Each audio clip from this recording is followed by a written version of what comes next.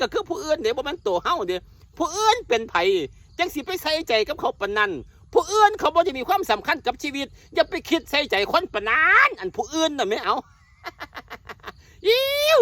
สมัยคุมื้อนี้บ่ได้มีเวลาว่าสิไปคิดใส่ใจคนดอกบ่ได้มีเวลาว่าดอกไปเฮ็ดถูกใจผู้อื่นบ่มันสมัยว่าต้องไปทำถูกใจคนอื่นนะยันผู้อื่นว่าเด้ยันผู้อื่นเว้าเด้ยันผู้อื่นว่าเด้จังสั่นจังสี่เด้สมัยนี้อย่าไปคิดแนวนั้นสมัยนี้คิดแต่ว่าเฮ็ดจังได๋เฮาจังสิมีความสุขเฮ็ดจังได๋เฮาจังสิบ่ทุกข์เฮ็ดจังได๋เฮาจังสิมีอยู่มีกินเฮ็ดจังได๋ลูกเฮาหลานเฮาพ่อแม่เฮาครอบครัวเฮาตัวเฮาเองจังสิมีความสุขจังสิมีอยู่มีกินซั่นเด้เอาสมัยนี้คิดซ้ำนี้ก็พอแล้วบ่ได้มีเวลาว่าสิไปคิดเฮ็ดจังได๋นะจังสิถูกใจคนเว้าไปเฮ็ดจังซี่ไปถูกใจคนบ่นอคนสิว่าบ่นอจังสั่นจังสี่พีกเวียงเพี้ยนเวียนบ่นอเอาอย่าไปคิดสมัยนี้อย่าไปคิดจังสั่นมันเบิดเวลาแนวนั้นแล้วสมัยนี้ต้องคิดว่าทำยังไงนะถึงจะมีความสุขเฮ็ดจังได๋นะจังสิม่วนเฮ็ดจังได๋นะจังสิอยู่ใหญ่กินเพื่อปากเพื่อท้องเพื่อครอบเพื่อครัวเฮ็ดจังได๋เนาะจังสิบ่ทุกข์เอาสมัยนี้คิดซ้ำนี่ก็พอแล้วอย่าไปคิดใส่ใจคนเอาคนเฮานั่นบ่คือกันตัวอันผู้อื่นก็บ่คือกันตัวผู้อื่นถ้าผู้ว่าเฮาดีเขาก็ว่าเฮาดีเด้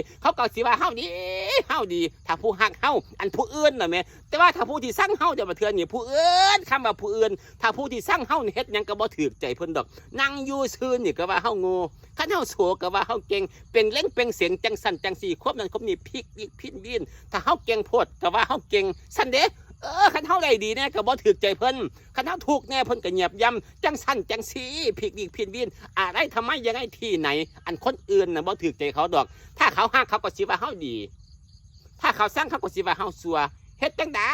ก็บ่ถูกอกถูกใจบ่ถูกเขาดอกอันผู้อื่นเพราะฉะนั้นแล้วบ่ต้องไปสนใจผู้อื่นผู้ใดล่ะผู้อื่นอยู่ไสล่ะผู้อื่นทำไมยังไงที่ไหนอยู่ไสเป็นไผผู้อื่นเนาะผู้อื่นคือผู้อื่นเฮาคือเฮาตัวเฮาคือตัวเฮาความสุขของเราอยู่ในตัวของเราใจของเฮาครอบครัวเฮาคนที่เรารักซ้ำนั้นพอแล้วจะสิไปคือจะผู้อื่นเอางงมากผู้อื่นผู้ใดผู้อื่น อย่าไปคิดง่ายๆสบายๆคนอื่นก็คือคนอื่นเราก็คือเราสมัยนี้อย่าไปคิดน้ำคนอื่น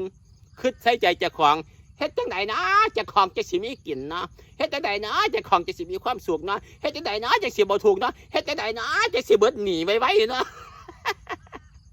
ซ้ำนั่นซุมื้อนี้โอ้ยแต่เจ้าของปัญหาใต้ตัวเจ้าของตั้งแต่เรื่องส่วนตัวประของกระท่วมหัวอยู่แล้วอันปัญหาในชีวิตคนแต่ละคนนั้นความรับผิดชอบความยุ่งความยากความนั้นความนี้ความจังสันจังสี่ในตัวเฮาปัญหาเฮาท่วมหัวอยู่แม่แนวสิคิดสิอ่านแนวสิแก้ไขนั่น